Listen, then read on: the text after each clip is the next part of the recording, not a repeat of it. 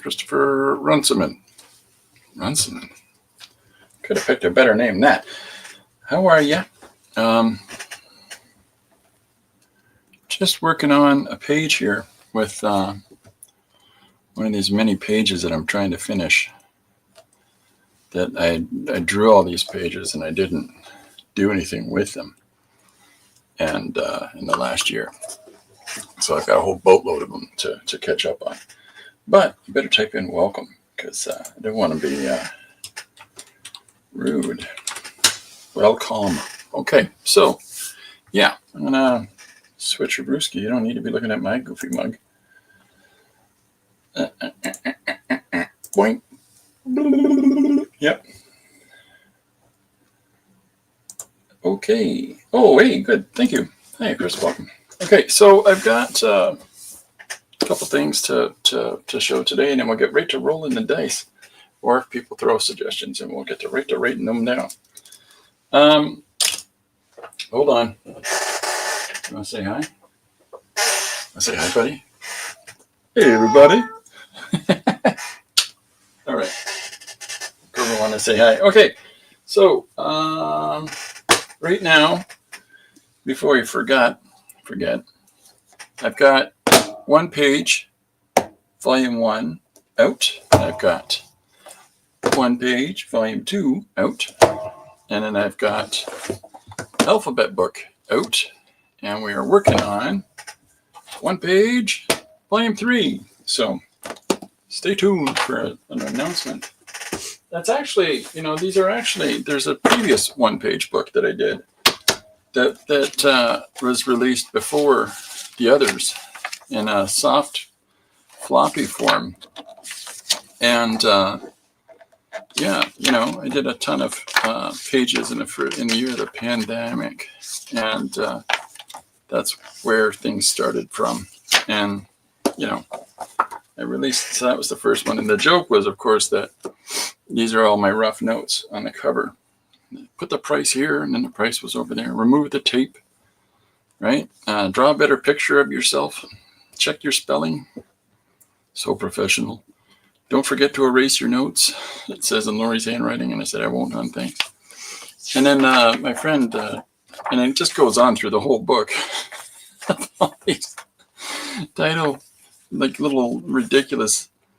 The part that most people don't read, like just nonsense. And it went so far that my friend who helped me format the book, Tristan, who does that with all the RPU books, she writes, Chris probably won't see this on the back cover. I saw it. We still left it in it because it's funny. Hey, how you doing, Gary? How are you, sir? So we've got one page, volume 3 coming out soon on Amazon. I just gotta sit myself down and put it on there. So so I'm trying to finish up all of these. I posted this one, but I'm trying to finish up all of these pages that I've been drawing. And there's like, there's like 50, 60, so I don't even know. I lost count. And this is yesterday's page and how it finished up. So what we did yesterday is I pulled out what I call, and what is properly named, ArtDice. And this is something that my daughter Nicole got me for Christmas, and her husband, Justin. Both of our girls are married now. And and so what I did yesterday is I rolled these 3 dice. So this is location. Hold on, I can actually tell you what it is. Setting. This is medium. This one is style. This one is texture. This is color. This is mood. And the 3 white ones are subject matter. And so we rolled 3 of those, medium, setting, and a subject matter yesterday. And Chris says, for some reason, I imagine the lizard would look like the ones we have here, black with some yellow spots. This one is green because he's envious. I don't know. The one with green. So anyway, so this is the package that They came in a little tumbler, so which is kind of nice, especially when the whole rolling thing comes around. But the yeah, so what we did yesterday is we did a page from the three die and how they rolled out. So unless it's the same thing that it was yesterday, let's try this again. What do we got? Landscape, fish, and markers, or ink. That's the three that have rolled today. As usual, if anybody wants to put, hi Salty, if anybody wants to put a suggestion, like start putting some suggestions in the comments, and we'll start incorporating those back into the one-page stories that I'm doing. I've been working on a number of projects, getting those concluded. This year we're releasing 3 books from RP. The first one is one-page comic extravaganza volume 3.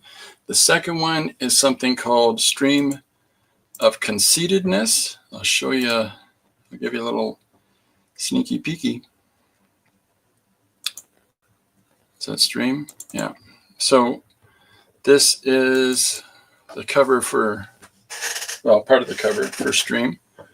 And it's me falling on my face and hitting the target. So this will be the next one that comes out. This, of course, I've turned the cover on its side. So this is the cover for Stream of Conceitedness. And the, oops. Yeah, so it'll be fun. It'll be a fun book, but it's a continuing story of short stories that are all interlinked. And it's all about this character I call the Running Fool, who is just running throughout the story, and one calamity or another kicks off after him. And I got a copy of the full cover. The actual full cover, I think I have one. Give me a sec. Maybe I don't. I lied to you. Horrible, horrible man. Yeah. Lots of files. Yeah, this is the full cover. And so it has all of these other characters that are throughout the book, starting to be interlaced throughout the whole thing, and including Corbin in the background. Because Corbin's in this book. Because, just first guys. And yeah, so this is just fun thing to do. But we're finishing this off, so this will be the second release this year. Stream of Conceitedness. For the modern enthusiast on the move, it's Stream of Conceitedness. It's called Conceited because let's not animate that fall. It's ready made for me to animate it. That would be a perfect one for me to animate. That's like the least amount of effort on my part. So yeah, so this is it's called Conceitedness because Lori wants me to change the title. She doesn't like the title, but the main character, looks like me, and yeah, and it's a stream of consciousness book. So we'll see how it goes. Thanks everybody for tuning in. Thanks everybody for all your encouraging words yesterday and the last few days and all the support. I really appreciate it. The third book we're putting out is another one page. And then at the start of next year, what we'll be putting out is this book, which is called Elmwood. And Elmwood, this is the cover for that. Elmwood is a long-running book that conceit means concept. There we go. So this is a long-running book that I did. I did 11 issues of this series. And then the pandemic and everything hit, and I never finished the last issue. And so what I've done is gone through and taken all these story beats from throughout the book, and I've been releasing short bits on some of the characters. So we're going to be gathering all that up into that being a finished project as well. And then that's what some of these pages and scribbles and doodles are. So yeah, lots and lots and lots. Okay, so I've got the dice are ruled, markers and ink, landscape, and fish are our three. So I'll stick this here and let's make a note of that.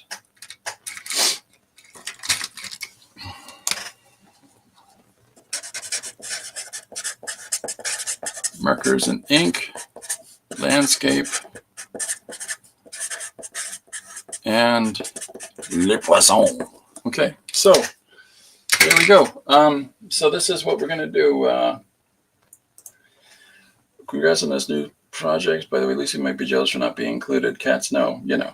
Well, Lucy's upstairs playing. She's occupied for the moment, but I'm sure she'll come downstairs and get right in the mix of things, because that and what she does. So, all right, well, let's grab, I've got a whole bunch of different kinds of markers. There's a couple of things on the subject of markers. There's a few things. I really stand by and appreciate these. They're called Fudenisuke pens. That's the name on them. I'm probably pronouncing it wrong, but I'm pronouncing it phonetically. Fudenisuke. So, and there's a soft tip and a hard tip on these. They're by Tombow, who do a lot of brush pens. And of course, these are also brush tips. I really enjoyed those. And these are Micron pens, which is a really common and popular thing for a lot of comic book creators to use, is microns. Is that easier to see it there? So, but for those on a budget, these are studio versions of Micron pens, which you can find at your local Dollarama, if you have a Dollarama near you. So they work pretty good. The Microns, however, are you can do color washes over those. The studios, you cannot. They're not as good in ink. So that's the big difference for people to keep track of. I don't know what this pen is called.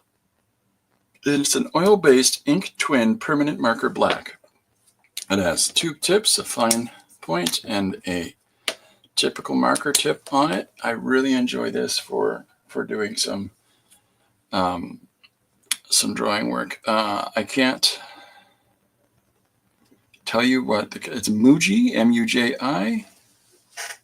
That is the company that produces those, and I enjoy those. But for just for Skype, I keep things nearby my desk, and I use these a lot. This is, aside from those black pens that I just showed you, this is all gray tones, and these are all white mark making tools, paint markers, different pens, different jelly roll pens, and then these are all different kinds of tips and different kinds of different company. Like that's a Fudenisuke pen, but in gray. I really enjoy the Faber-Castells. I think those are quite nice. But I keep these beside my desk, and I use those for doing scribbly-dibbles like these ones. And so this is just taking these gray tones, laying out the composition first, and then coming back in and doing the black line art. But I rough out the whole thing. I generate the composition in that gray. In a lot of instances, this is going over pencil for this black line art. But that's what these are. It's just throwing down marks and then finding the composition in there. So you can get an awful lot of quick study work done this way. And then just having a lot of fun with idea generation as well. Trying different techniques out and different approaches to stuff. This is a page that I finished the other day. You know, it's just the same as colored pencils. So this is a page from Stream of Conceitedness. where it's part of a dance number. Because I wanted to draw a dance number, and this is what started to come out. So there's it's, I'm very stylish that way. And so you can see how I've been doing the drawing part separate from the backgrounds. Because I mean, this is where I'm generating backgrounds. And then I'm scanning those and incorporating those into, see, there's the one with the stars, which I then scan over the images of me dancing, and there we go. There's our outcome. So yeah, so it's a really fun way to go about producing, producing pages and producing compositions, and at the same time using it as an exploratory study. So maybe we'll do some of that today for our page. But that's one of the things that I enjoy doing. And what I use for that are these, and there's a chisel tip and a fine point tip on these, and they're water-based. The ArtDice series, again, from inexpensive dollar store type locations, and they have a number of different grays: cool gray, warm gray, blue gray. Look at the variety. So I'll use this, and I'll throw down, some shapes. I'll cut some shapes, and from there, put together what the image is going to be and what the page is going to be based on. So I want to change this up. Yesterday I just did a large static image, and I saw a video of a catfish going out of a pond and moving to another one nearby. When I was a kid, I was walking on a path beside the river, and like we were down at the water's edge, and my friend wanted to go fishing, and so as I was walking along with him and he's trying to find a good spot, a catfish jumped up out of the water and scared the holy baloney out of us. We thought it was a magic flying fish, which it was not. And but being simple young people, there you go. Fish are good at keeping you on your toes. So our three things are marker, ink, landscape, and fish, and that's what we're going to go at. What are you doing? No, don't get into that. Sorry, I'm arguing with a cat.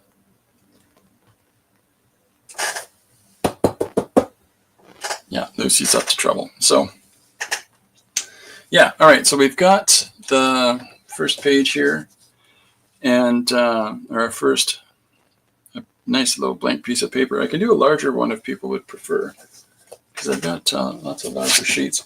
I went and actually picked up recently. Just give me a second. I went and picked up recently really large pieces of paper that are a good 2 feet wide by squeakiest chair in the world. 2 feet wide by 1.5 feet, or 2.5 feet by 1.5 feet. And yeah, I'm really excited to doing something with that. Nice big panoramic images. I'll figure it out. But it's a cardstock, and it comes in 4 different values. Oh, Chris, heading over to the office. Right on. It comes in 4 different color values. Actually, marker, landscape, fish. Let's try something here. Why don't I bring over some of that paper? And maybe we'll use a big wide sheet. Excuse me, I have to set my cane down. Okay, so, all right. So here we go. This is a big, long, wide piece. Now, it extends. This is the width of my hand. It extends out to another 4 inches that way, and another 6 inches that way, from what you can see. So this is the size of it. It's 2 feet by 1 feet. Yeah, numbers are hard. But it comes in black, gray, white, and craft paper, whatever, I guess, craft paper. And So yeah.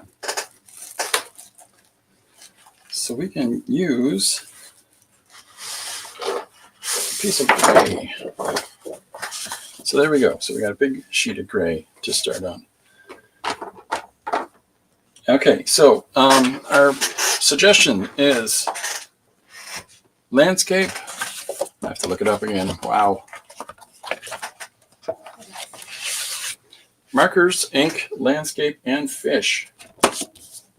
All right. This is my big, thick. I'm propping it up right now. I'm a big, thick Stanley Kubrick book that Lori got me for Christmas.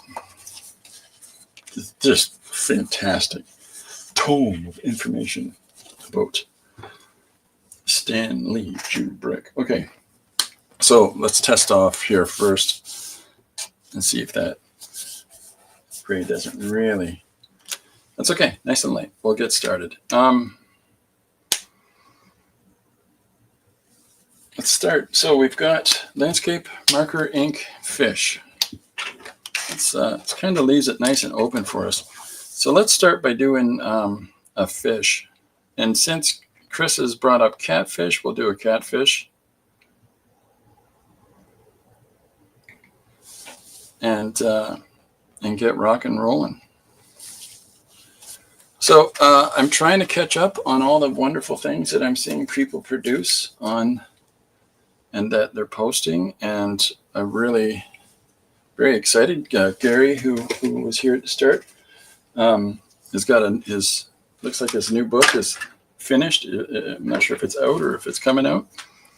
Either way, we're going to find it because Gary's series DBSM is brilliant and big fan of it. So if you get a chance, take a look at it. I don't want to tell you anything about it because I want it to be fresh, exciting. Anyways, when you check it out. All right, so let's start with our catfish. So I'm just going to. So this is the gray water-based marker that I'm using just to throw down base values of our catfish.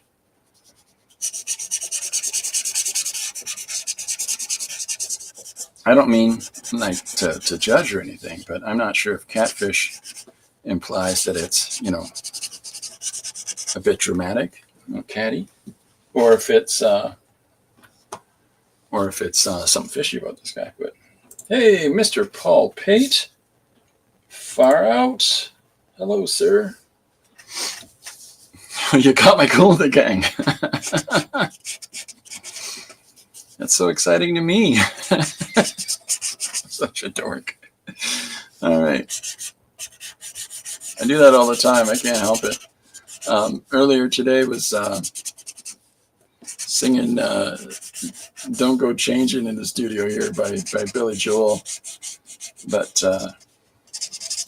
changing the lyrics, which I often do, to instead of Don't Go Changing, I say, so you tell me you love potatoes, and then the whole song is all about potatoes. It's really Weird Al would be proud of me.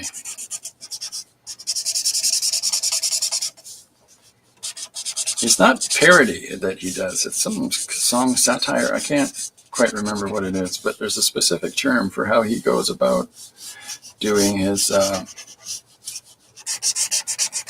Maybe it is parody. I'm not sure, but somebody had said it wasn't parody, and they're a musician. I figured they have a better take on that than I would. So I'm gonna switch this. I'm afraid I might be drying this guy out on this. So let's go to a darker guy. Here's Mr. Paul Pate, ladies and gentlemen. There's another fellow who's got some phenomenal work. Oh my gosh. Very lucky. Very lucky people we got coming in here. Okay, so I'm gonna throw this. This is the warm gray that I'm putting down. Difference between warm gray and cool gray. Red and blue. Just to, easiest easiest way to say it possible. I can hear Lucy running around upstairs. Corbin has gone to he's got a little bed down here in the studio now that he likes to sleep in the afternoon. So he said his hellos. Now he's having a nap. So we're drawing our catfish landscape, and markers and ink is our 3 for today. Oh, okay, there we go.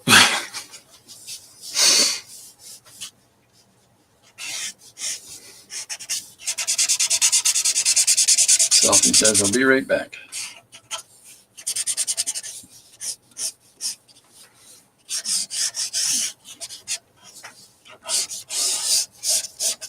Okay, so there's our start. So the Tombow black markers are great. The conversation is great. The Tombow black markers are great. The white ones that Tombow puts out, they're a water-based pigment ink, so they work like a stain. So when you apply a line, okay, and I'll show you. So there's a line I've put down by the Tombow pen, okay, and we'll just give this a few minutes, and you'll start to see it come up. But for the most part, it takes a minute, and that can be very aggravating while you're working. So I'm going to switch here. Give me a sec, folks. I'm going to move Mr. Kubrick so I can move this down. There we go. So this is 1 foot by 2 feet, this image. So that's what I'm going to use for doing this page. So there we go. There's our first panel in full. So you can see now how the white has appeared. But for the first few minutes, you don't know. You have to just sort of trust where you put that line. And then if you come over it again, it'll start to become more opaque. But again, it takes a minute for that to reveal. So it can be a little bit aggravating. And that's okay. So, yeah, just know that when you're getting involved with these Tombow fellas. Lucy's joined us. Hi, kiddo. What are you guys doing? Oh, look. We got a big old cleaning sesh going on here in the studio.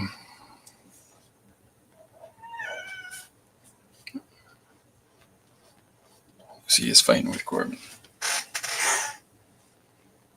Oh my goodness. Please take care of yourself, Salty.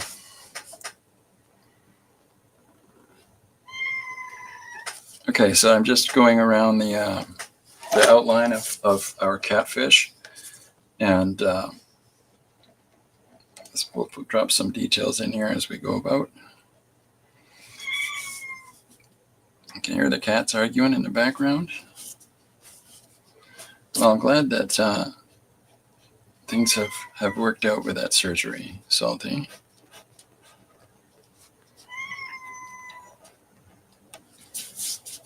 This kind of looks really like a basic, the basic fish.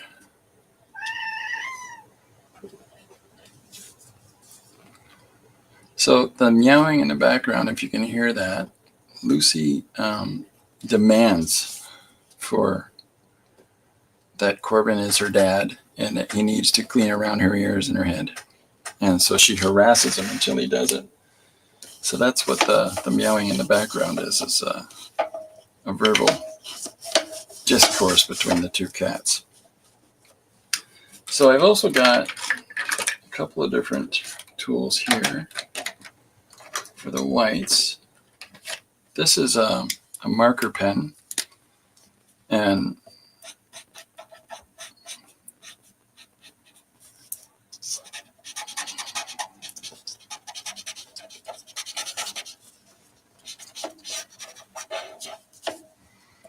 there you go. You guys are doing all right now.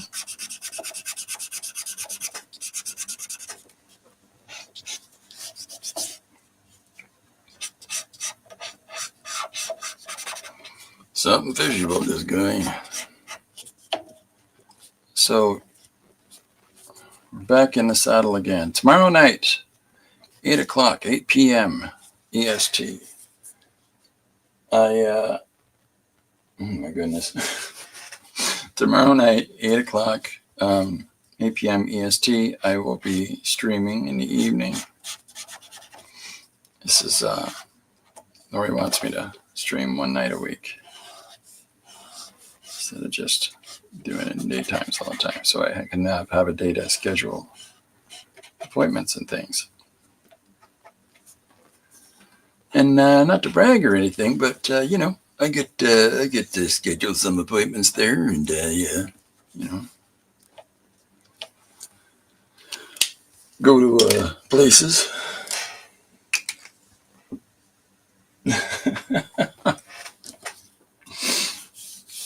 Oh, Malcolm. All right, so we got to put his arm through here. Arm. I just call the fish's fin an arm. Yep. You know. It's okay. Don't worry. I'll be all right. My mom thinks I'm an excellent swimmer. So this is a Fidenisuke Gray pen that I'm using right now. It was really not cutting mustard. Staedtler.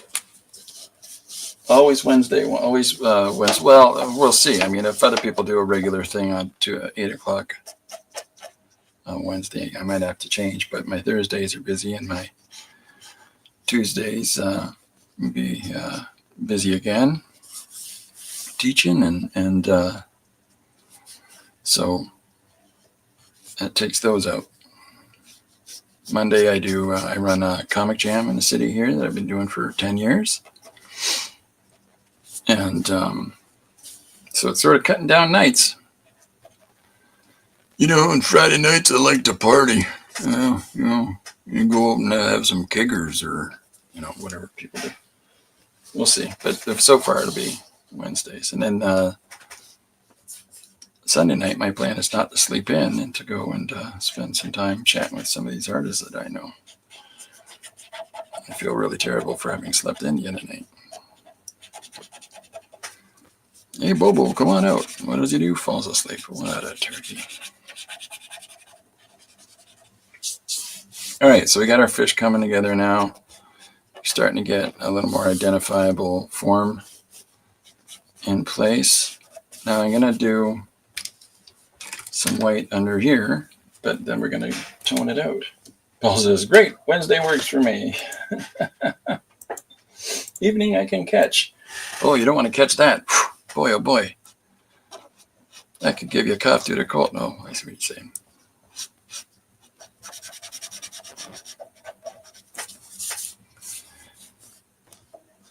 Paul Pate is in the know.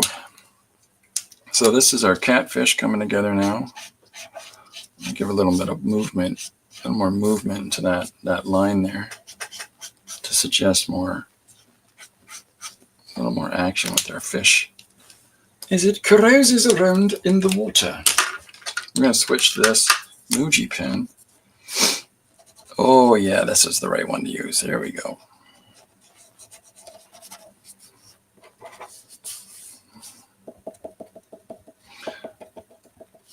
So there's spotting all over the catfish, and the Muji pen, I think, is going to be able to more readily be visible for that. So, hello, sir. Welcome aboard. That's a great image on your icon there.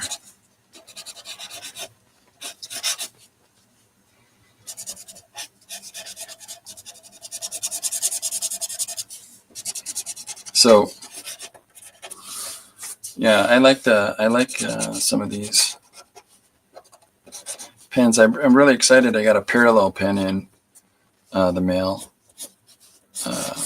Again, Christmas present from my wife. And the day it arrived was the day it was a bad day for me. So Friday night is ladies' night. Oh, what a night. Oh, what a night. Well, I think this guy's giving up the ghost on us. That's okay. I like the gray tone there. So I'm going to take that cool gray.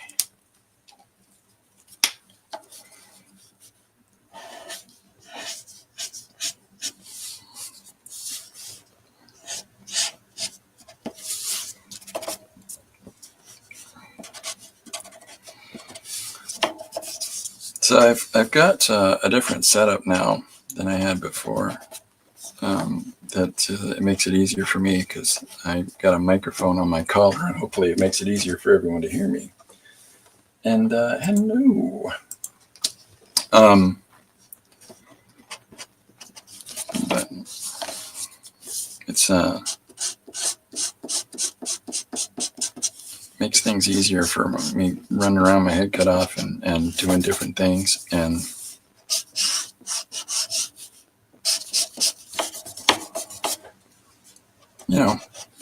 helpful that way.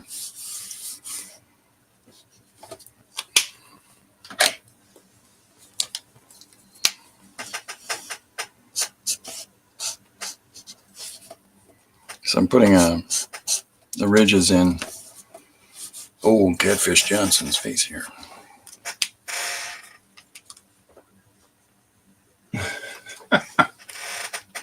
So yeah, so if you're, I always say this, but if you're meeting people here for the first time in the chat, please feel free to take a look at the stuff they're doing. We're really fortunate and blessed that we got a lot of cool artists that we've come to know over time, and they're all doing really great stuff. So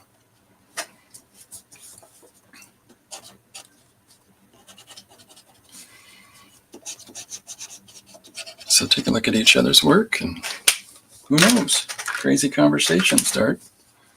And before you know it, oh goodness.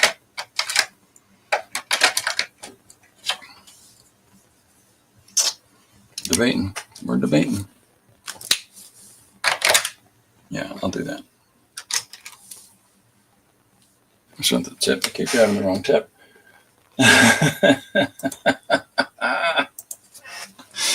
Hello, Robert. Robert's out in, are you still on the coast? Oh, well, Prince Edward Island.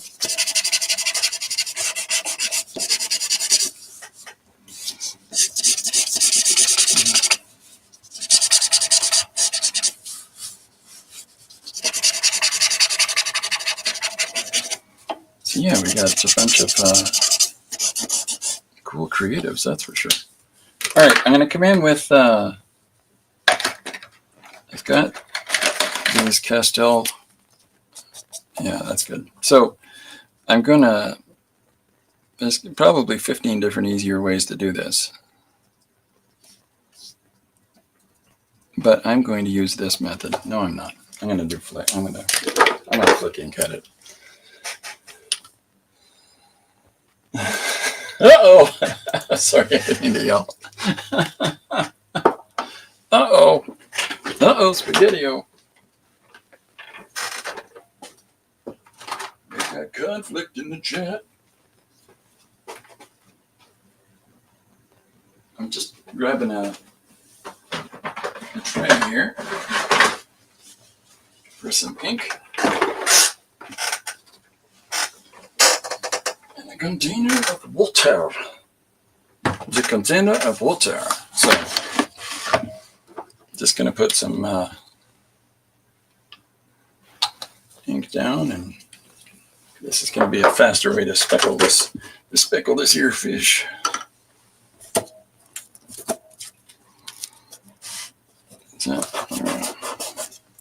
So the way I built my setup is that my desk is it's 2.5 feet by 3.5 feet, and it's got sunk into it the drawing tablet that I use doing my pages. And then I have a sheet of plastic over that, so the whole thing is a flat surface, and then I can illustrate on top of that. So, and I just move the paper or drawing board or whatever it is out of the way. And there we go. This is terrible. Robert's going to be shaking his head right now. Fantastic.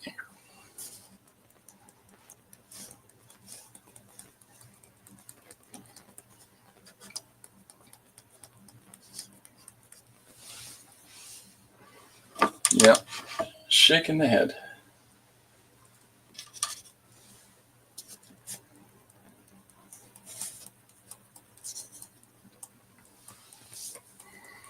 Okay.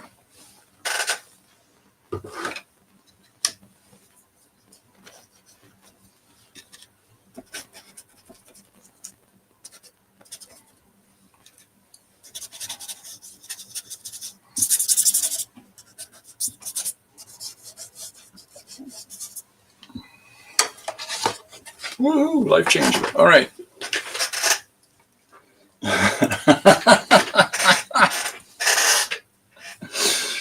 Oh, this is great. All right, so hoping that Lucy doesn't come up here and be a Lucy. I'm just going to set that white paint over there. All right. So the Jelly Roll pens have a much cleaner and crisper white. They're similar to an oil-based pen for how crisp and white that is, and I really like it.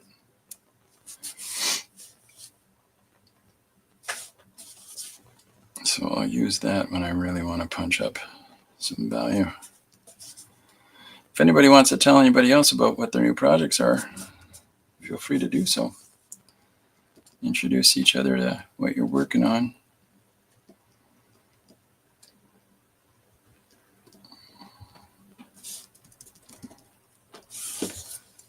All right. I am going to oil this chair today, I promise.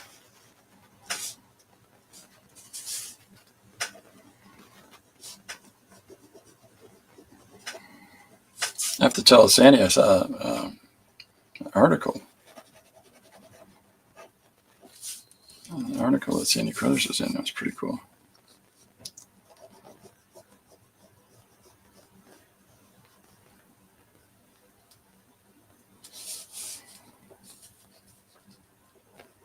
For those that don't know, Sandy's another artist from Prince Edward Island.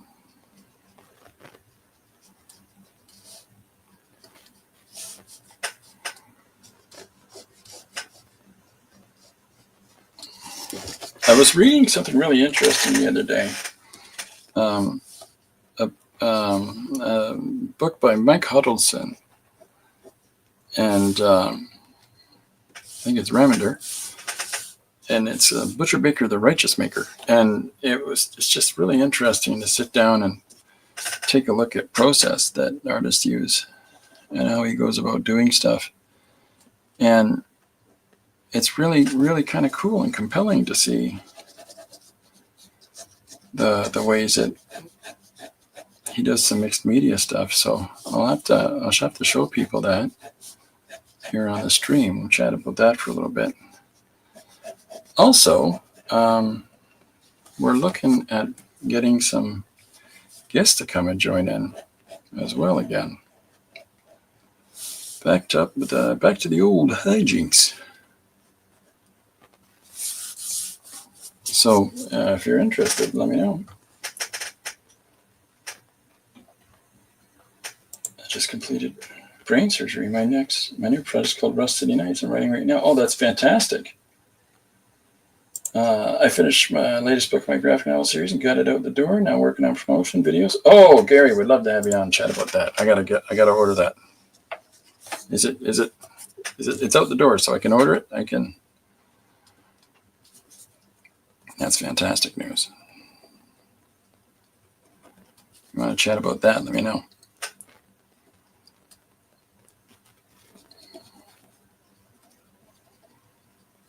So just little emphasis points here. Nothing too crazy. Just putting the last bits of business on the fish. And then we'll move on to the next thing. But our suggestions for today's page are markers and ink, landscape, and fish. So, running in prose because I'm considering making an animated movie instead of a graphic novel. Oh, crazy. I'm gonna animate this image. Hold on. I'm gonna try not to flash the camera. Do this slowly. There we go. I'm gonna animate this image, even though Chris says don't do it. You can order it on my shop. My shop won't let you order from Canada, but I'll hook you up. Send me a message. Okay. Yeah, those Canadians, they don't need to be reading books. Oh, that's a wild idea. Yeah, I like it a lot. I'll move this over a little bit. Finish our fish's tail, and then let's get on with it. So I'll use the okay. Like I said, this is a stain. So you do the drawing, and then you gotta wait for the excitement to happen. Woo woo!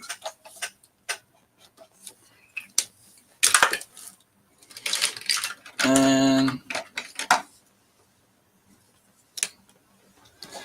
I got these really rough Winsor Newton markers in Toronto. This is the thing that people brutalize. These are the markers that people brutalize when they're testing out markers in an art store. And then put the lids on terribly so that the ends of them look all bludgeoned. But they're still usable. You can still do something with them.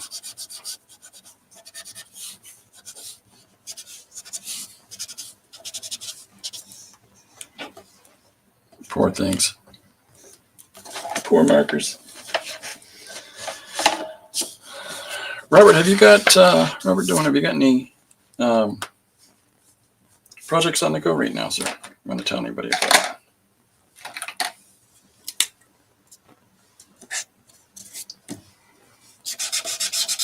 Yeah, that's fine. All right. Okay, so here we go. We've got our first panel. So our suggestions, landscape, fish, and the medium is ink and marker. So let's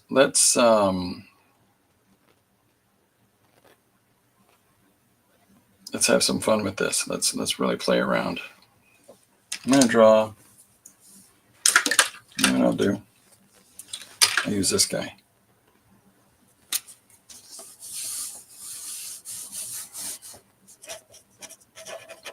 Am I in frame still? Yeah. Okay. So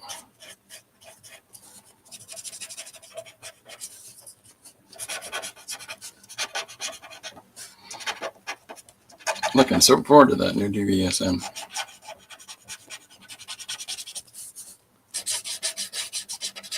People are like, Chris, you could read?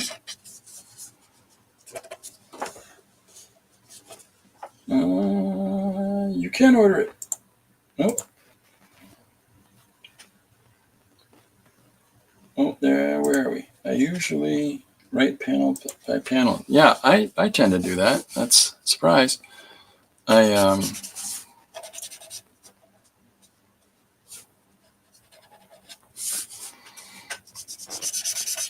do every page like that, just sort of fly by the seat of my pants and see where things take me. I've been doing a lot of large commissions, paintings and drawings, and so scale-wise, you know, it's changed a little bit. I got to sort of still got all my sketchbooks going, but I got to figure out.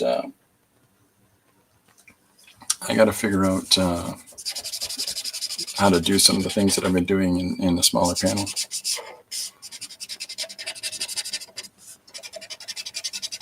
I was reading this, anyways, the Mike Huddleston thing I was telling you about that I'll show you is I was reading something, and then someone convinces someone else that's in it, that they're in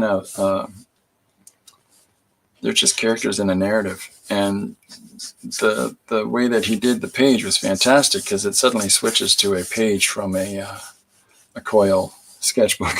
And I thought, that's awesome. Why didn't I think of that?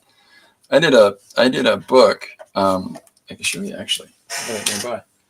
I did a book in ballpoint and blue pencil and blue ballpoint pen years back, called Apex.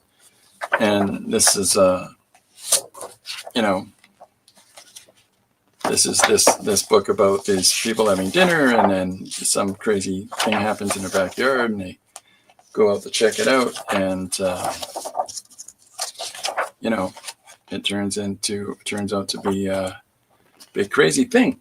And so this publisher was talking to me, and they're like, there's a book that came out called My Favorite Thing Are Monsters, and it's blue ballpoint drawings, but it's on lined paper. And he's like, we should print that on lined paper. And I'm like, yeah, we're done. This conversation's done. We should do this other thing that I just read. Like, clearly they just seen the other book, because it had literally just come out like the week before. And I'm like, yeah, don't work with uninventive publishers, especially if they have no problem whatsoever pilfering somebody else's idea.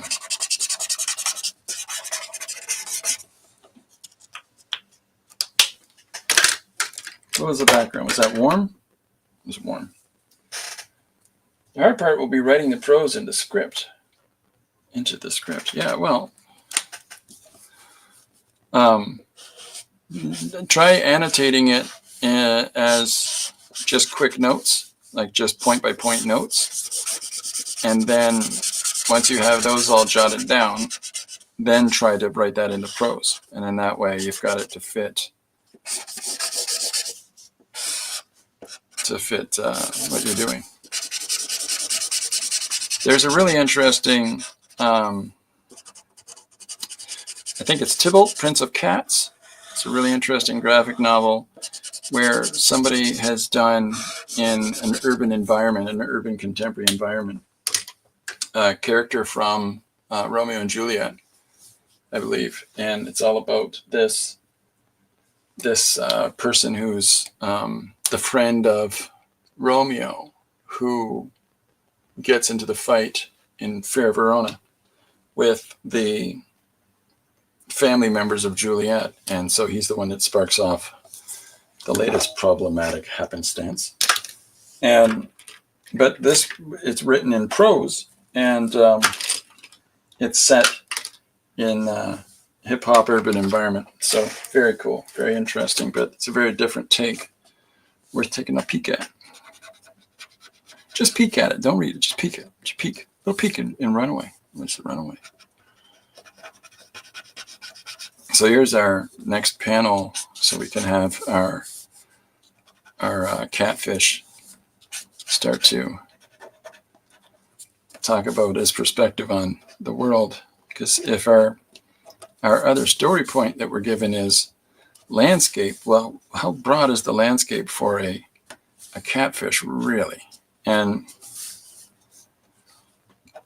But that's something that we can work with story-wise.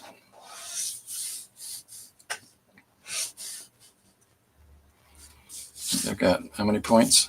4 points on the chin. Consistency, babies. So we'll tighten that up. Yeah, chasing trends.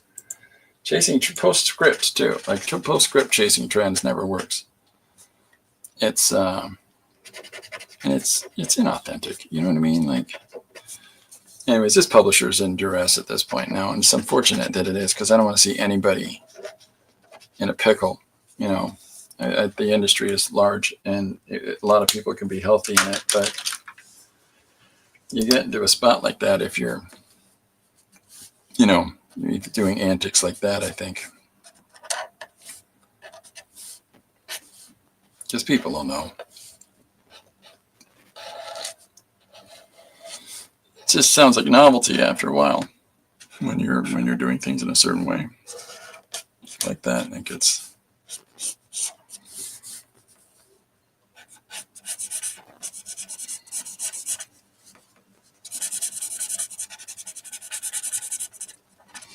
But these are the same kind of people that, honestly, they're going to be the ones that are doing promos with AI. Somebody was telling me that they saw that the other day. I'm like, oh no.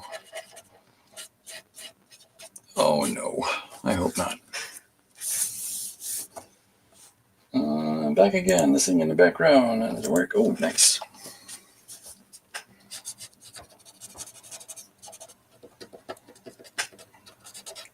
So here's our next shot of our catfish, and I got to do some of that spackling on there as well.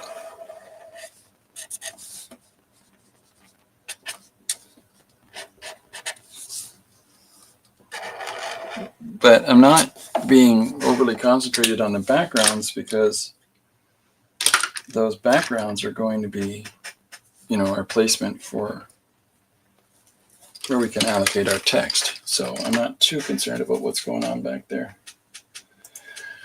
I looked around the corner, was opened by seeing a sense of dread. I said, nobody's there. There you go. The dame came in. She wore a red dress. I know she was trouble from the start.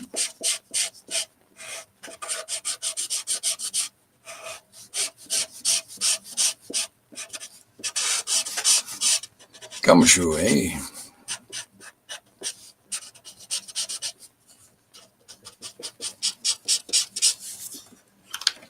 I like stuff like that. I really do. Okay.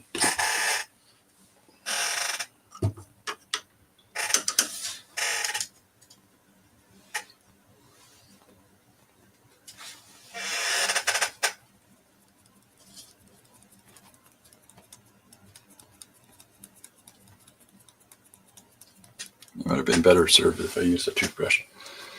Ah, well.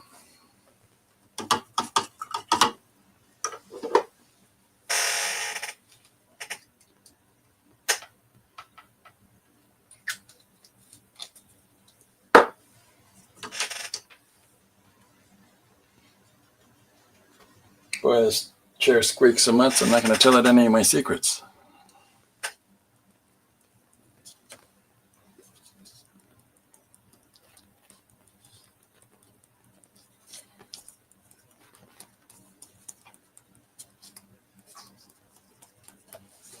White ink. Woo!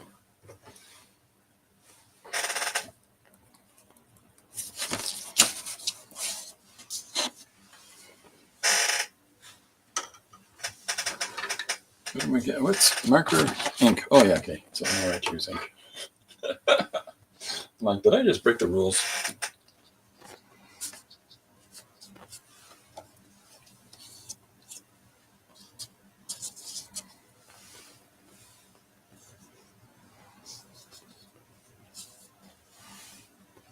Yep, still got Billy Joel in my head. Don't go lying, you love potatoes. I've seen you eat potatoes before. How do I demonstrate the dread in comic or film? Oh, Wallace Woods panels to go to. Just tight shot. Pull tight shot. Pull on the emotion. Right? And then dramatic lighting. That would be one way to approach it, and that could help. A lot of that in those old EC comics, right? Like where, what are you telling me, Mary? I've been dead the whole time. What? Something I've been really enjoying lately, and I highly encourage people to visit these again. If you haven't seen them before, please engage with them now. But Alfred Hitchcock's Presents is on Prime, and it's the old 60s series, And with that series is all kinds of fantastic short pieces that are done by Hitchcock himself. And I really like the way he does some of that staging, because in some instances it's like they're staged for play, like for a stage play, and in other instances it's clearly staged for film or television. And the difference between those two is really interesting to see, where you step from one into another. Like you've got this couple that meet on a street, and it seems to be like an actual street on a studio set. And then, they're standing in front of, this is the old house we used to live in. It's all burned down now. And that house is clearly a set piece, but it's just so the way that he approaches it, so that he's setting up that false reality, really, really works. And because it's in black and white, you can get away with a lot more. But they're really strong in use of noir-ish black for characters' sense of dread. You can really sum up a lot of those in an easy way. It's like The Outer Limits. It's like, what was it the whole time? Aliens. It was aliens. It's just give it. What's going to be the dilemma? Oh, it was aliens. It was aliens. So here's our catfish moving in. We can do some titling on this first panel. Here's our closer shot of the catfish talking to us. I think what I'll do to keep the narrative moving along is turn the catfish to the viewer.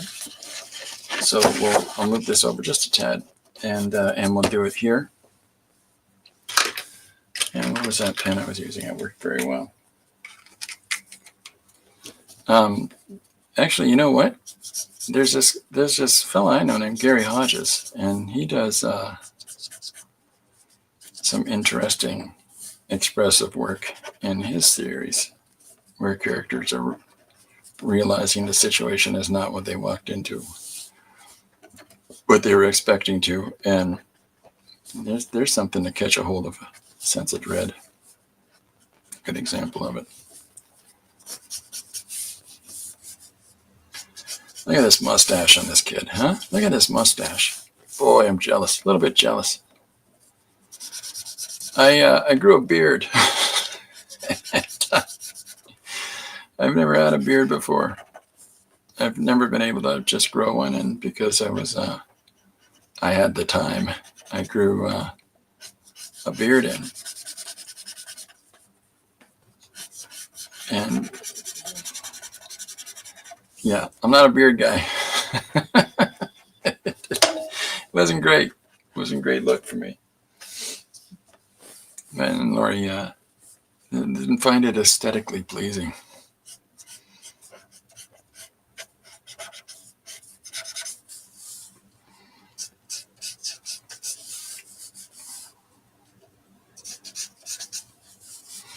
Kind of shaped like a shark. Goofy-eyed shark.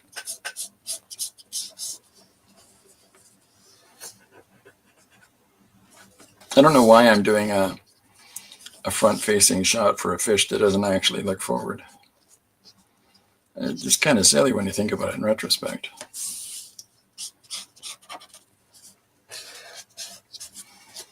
But he's getting serious with this here for a sec, so we gotta let him look at the camera.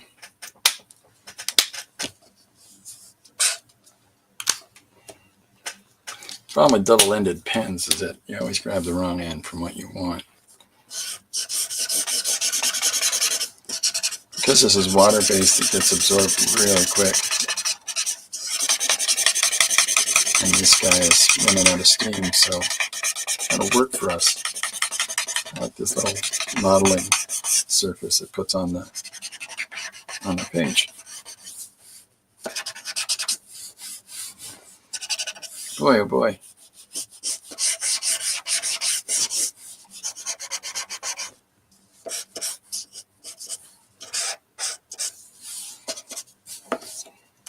So we'll just throw that warm gray around it.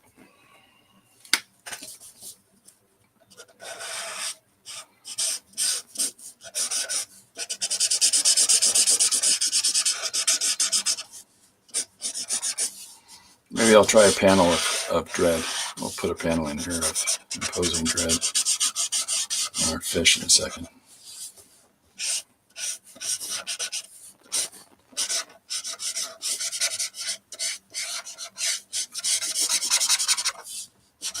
As this fish gives its dissertation on contemporary politics. Well, says great seeing everybody. I got to get back to work. Thanks for stopping in, sir. It's great to see you. Okay, so where are we? There we are.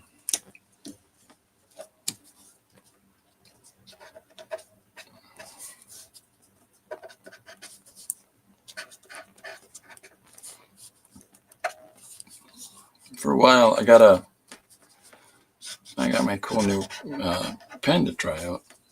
I unfortunately wasn't able to try it out right away, but I started to try to do some doodling with it. There's certain tools that you use, and like a bunch of people that do digital inking, they all tend to look similar, right? And so they figure out their own vibe, or because they all have the same sort of line. Well, when you're doodling with parallel pen, you're drawn with that. It's the same thing. It's until you figure out the comfortable way for you to put those marks down. You're somewhat reminiscent of other people's approach. Not because you're emulating, but because it's kind of the first initial way those marks come out.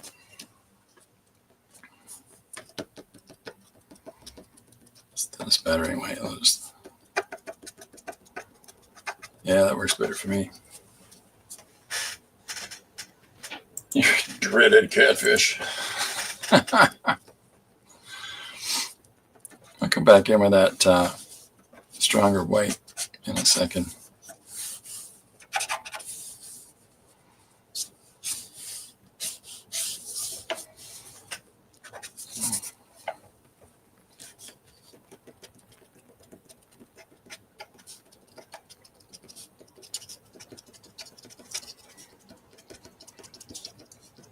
Sometimes it takes a few minutes to figure out the marks you're putting down.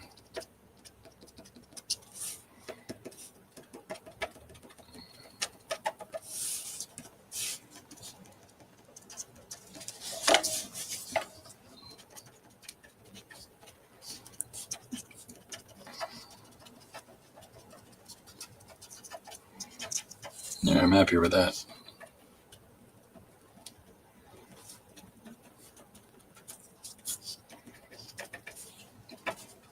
My voice is getting stronger, and I'll be back to my singing voice.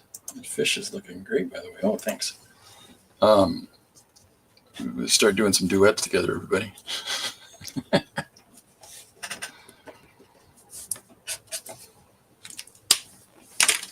So this is an acrylic marker,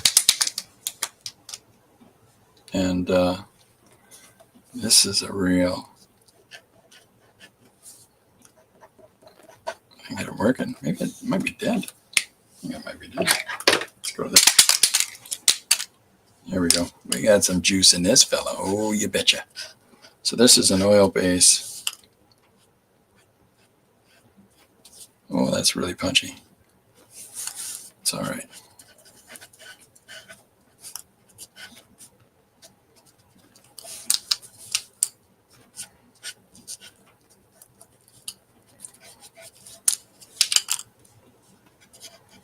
Trying to figure out a way to shadow out our base there. Really draw the attention to the mouth. I think we just found it.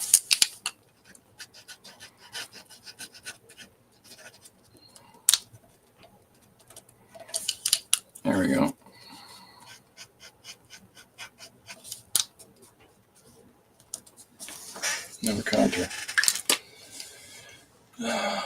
4. That's awfully nice, yes, sir. Hey, how you doing? Wrapped in the back, mama. All right, so let's get some of these.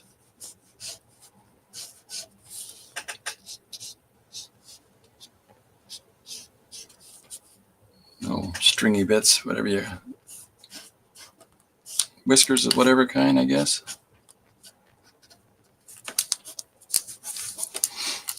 And then now we've got to come in a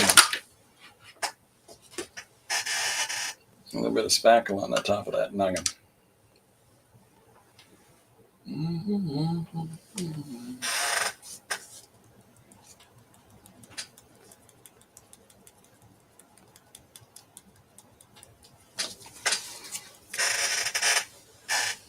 All right.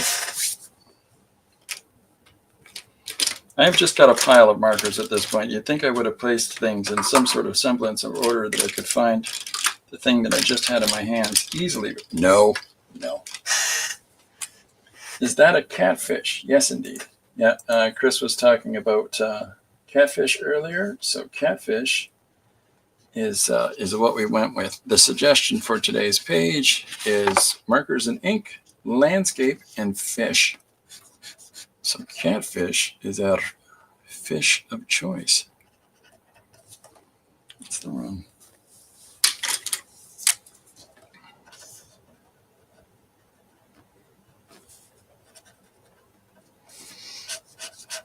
I'm really enjoying watching Utopia again. It's a British television series. I don't want to really entice anybody about it too much because it was canceled before it ended, which is such a... And then they adapted an American version of it with John Cusack because, he's in everything. And it's just not the same. But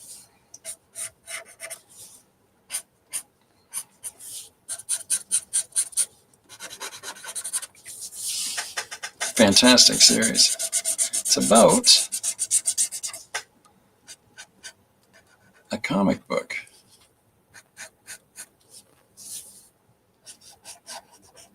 But it's not really about a comic book.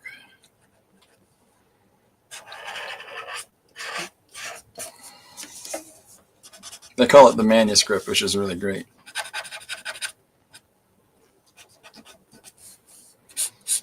In the series. Do you have the manuscript?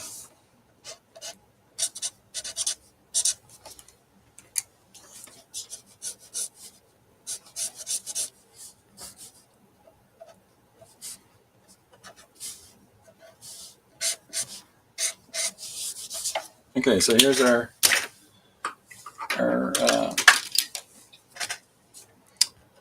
unreliable narrator talking to us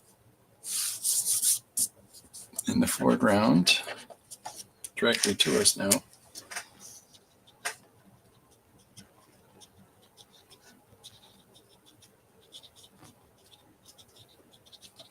Where am I? Am I missing stuff? I would think, but then you still wouldn't be able to find it. Huh. Thanks for taking that suggestion. That's a great suggestion.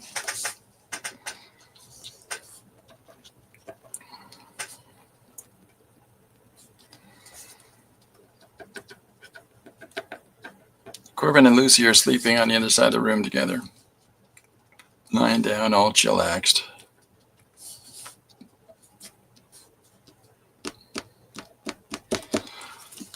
There we go. Okay. So I have an idea with this page. This looks like a mudcat. I'm not familiar with a mudcat. I'll have to look it up. My university, I started my classes in 45 minutes, 4 hours and a half, 3 groups, one after the other. Oh my goodness, that's a marathon. So I've got this. This is a third of a. This is I guess 2/5 of a page right now per space, and I have an idea that I can draw a landscape shot of the ocean floor and have the from the perspective of our catfish, and then at the end have him take off, because the whole thing about this being the three words are get yourself Coke. Reminds me I need a drink. Yeah, so you know what? I can show you something else too, now that I think about it. I'll show you the potential cover for page 3 and see what people think. Yeah, if I do this long view of the ocean floor from the catfish's perspective, and then I'll just block this out, right? So if this panel here that runs across the page,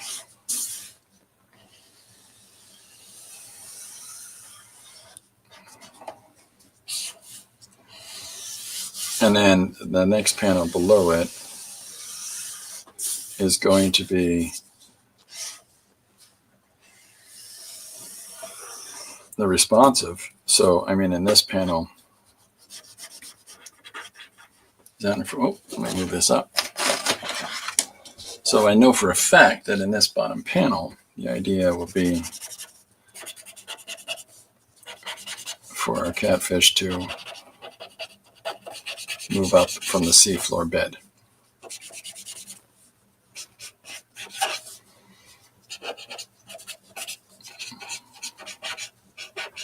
Right? And then, we'll have similar. This is just a lot of sort of splotching and modeling for the water, and maybe some items, like some, trying to think of what particularly could be, in the ocean floor for him to be looking out at. He has to run from building to building. Oh my goodness. You need a golf cart. And to play golf on campus too, that would help. Has anybody tried? Yeah, first you gotta, well, I guess like golf. So, yeah, I think for the ocean floor, I'm really just going to, I'll have like some schools of fish moving. Why don't we do this? We'll have schools of fish moving about.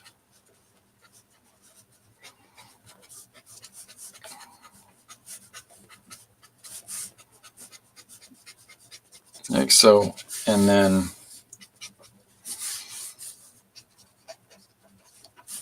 some errata on the ocean floor.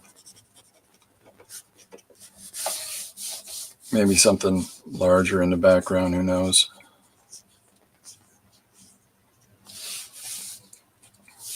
But the whole idea is for this to be largely text-based, so that I can focus more so on this person's perspective of his view. So we'll try to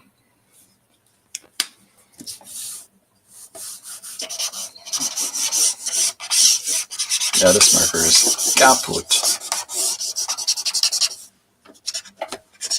Or at least on this surface. So let's take it easy on them. Lots of stairs and few elevators. Oh my goodness.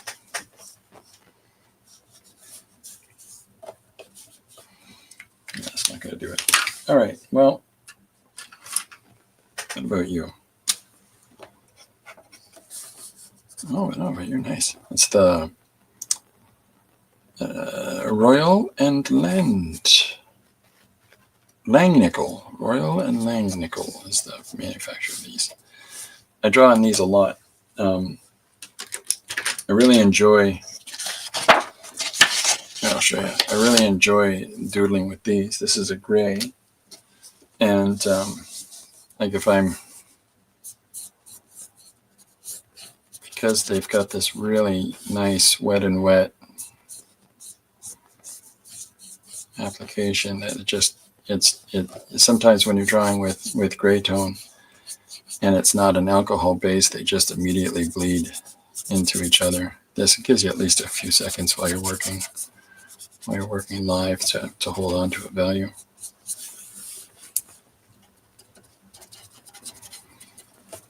But I'm making an eyeball.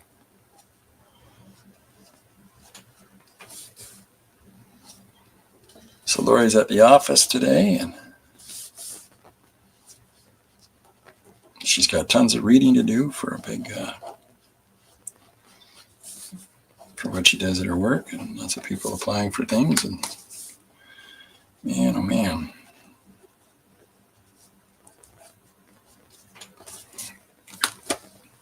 Yeah, anyways. So, markers, landscape fish. So my idea here is to do big areas of fish and big areas of fish of ocean floor, and then we'll start pulling some more interesting details into that. Way too much black.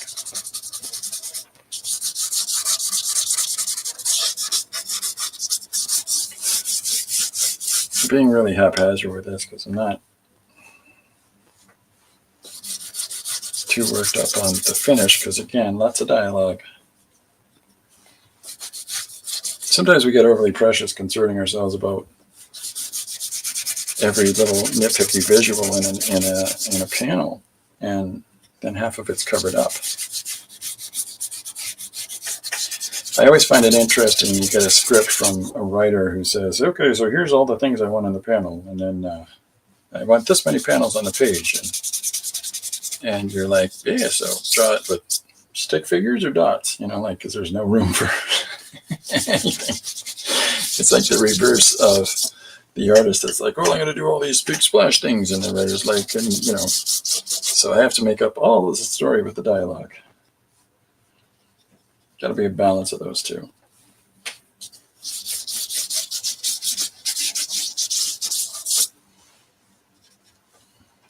I could have used a larger brush to do this. Oh, we live and we learn. And my painting stuff is at the station behind me. Again, I'll be doing a studio tour soon, and when I do so, I'll show people the layout. But so then this panel is where we'll have our fish moving through the water, moving up towards the surface.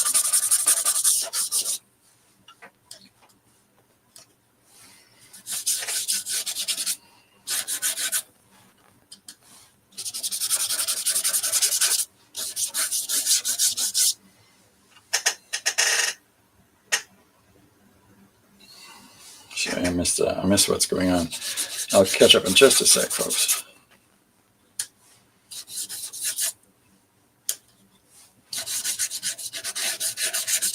What is the fear of wide open spaces called? Does anybody know? Is that agoraphobia?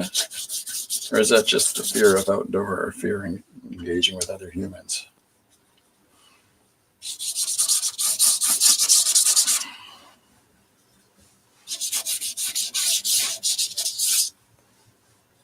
Or I can just have him singing, "Don't fence me in."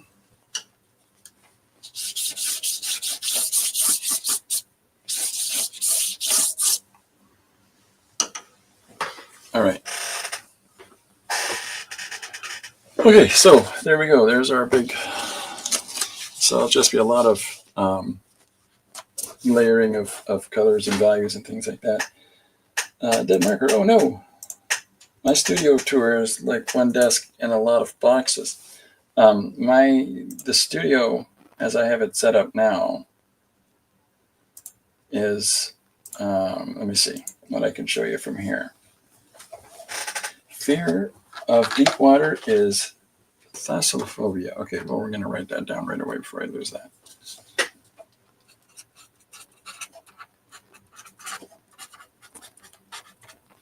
Thalassophobia.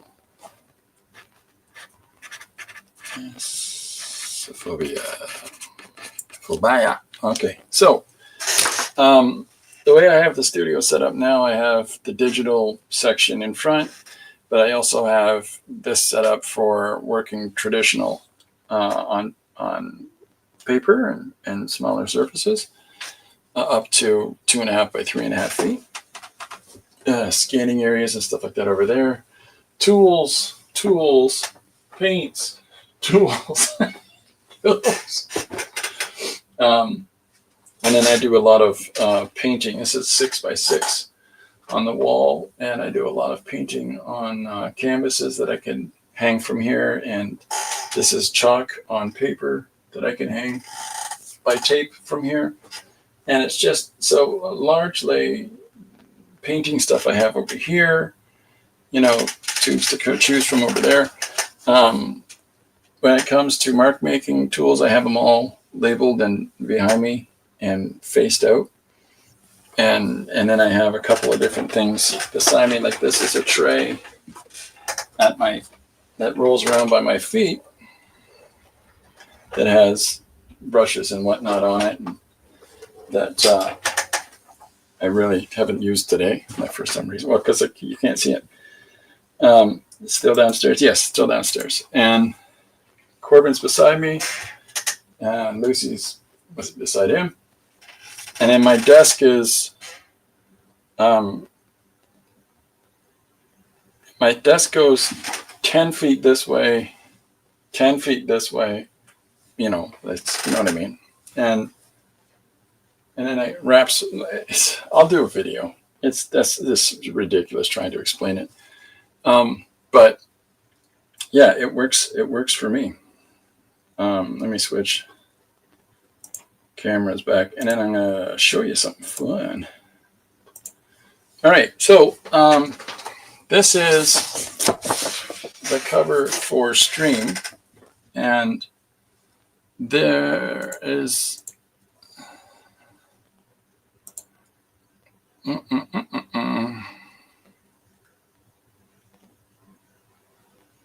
okay, so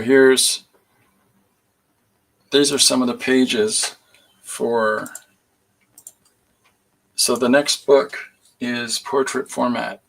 And so all of the pages that are in it are going to be, traditional comic format pages, as opposed to the last two one-page books. And then the cover is going to look like, do I have a copy of it? Oh yeah, there we go. So there's the cover for page 3 so far, unless people think, that's a terrible cover. Christopher, what in the world is wrong with you? I just thought it was fun because it has lots of different actions going on in different materials, different medium on the same cover. So I thought that might be a fun approach to it, to using this image as the cover. The challenge being is that there's so many different ways that I approach stuff. How do I choose? What do I choose? Here's so that this is what it'll look like wrapped around. Mama says kenophobia is an intense fear of empty spaces or voids. I'm going to write that down too.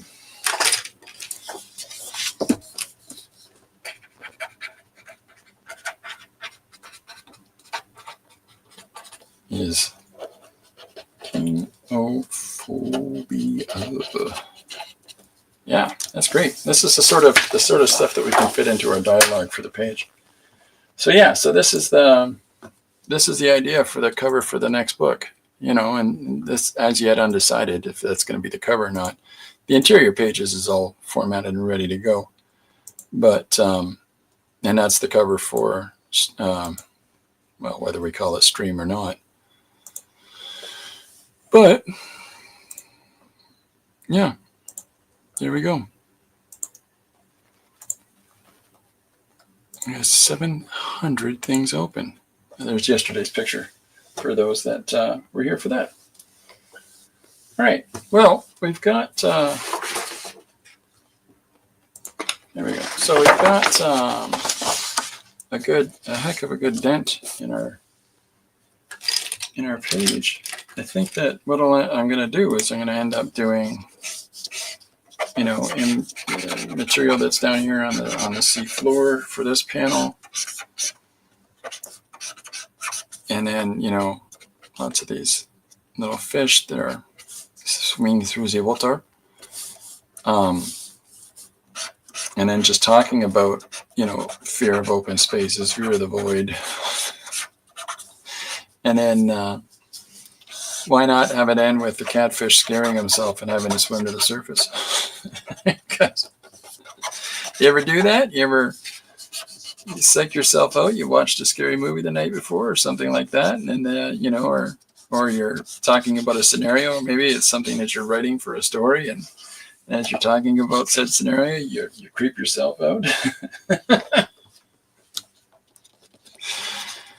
How many times has anybody watched something like a scary movie or something like Alien, and then as you're heading up to bed and you're turning off the lights and stuff like that, and there's this part of you that runs past the room with the light off because there could be an alien in there. Just kind of dumb, but that's what I do. And I find stuff like that really funny. So there we go. We've got the current, things like that. We'll build this up a little bit more. Add some more dark values in it. But there's the gist of what we're going to do for the remains of our page and figure out the dialogue and get it scanned. And the thing about scanning, I showed this yesterday with the page from yesterday, is that because when you look at the original scan, I guess I cut it out. Let's see if I can find it.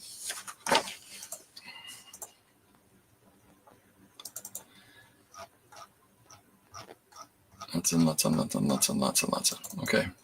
So in the original scan for from the drawing, there's all kinds of bleed edge that sticks out, right? So you can see how it, when you cut that nice and clean and edge to it, it doesn't matter when you're drawing if you've got everything going out there, because you could just tighten up that image with a nice clean box around it and just changes up the quality of the whole thing. So I do not like horror movies because what if something is staring from my walk-in closet? Oh yeah. 70s horror movies are the worst for that. They've got so many instances of something mundane that's just horrifying. So those are the worst. All right, so there's our page for tomorrow, a full page instead of just a static image. So we've got our fish talking about his different fears of I've written them down. Kenophobia or thalassophobia or claustrophobia, agoraphobia. There's so many different things that he can chat about. And it's a kind of dark and moody thing to do, but at the same time, it's kind of fun to explore an idea and have a character do it through dialogue. But what we need to do is try to figure out a way to make it interesting and compelling and have some sort of resonance to the viewer. So if we have these shots of where he's, we're moving in with our character and investing in the moment, and he turns and faces us directly and describes this bleak, dreadful thing. Hey, we did Fear and Dread for Paul. And then wigs himself out. There we go. So it's worked out. All right. Yeah, there we go. We'll just call it Dread. We'll call it Dread for Paul. We'll get that locked in. See what I did there? Yeah. All right. So there we go. There's our page that I'll have posted for tomorrow morning.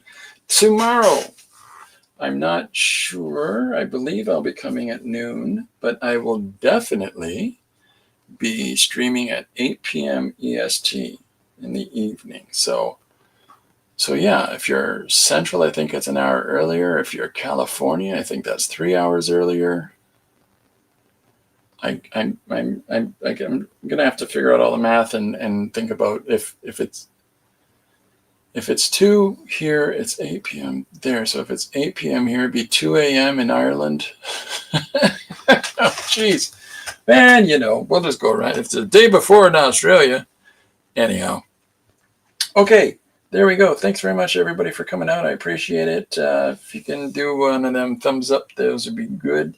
If you've got any ideas that you want to suggest for one-page story ideas or any notions that you want to throw out there, please feel free to do so. And we will we'll do pages from them and do that together. And if there's any mediums or stuff like that you want me to try next, let me know that as well. Feel free to put stuff in the comments. And yeah, that's about it for me for today. Thanks very much, everybody. I really appreciate everybody coming out. I'll see you tomorrow. Bye for now.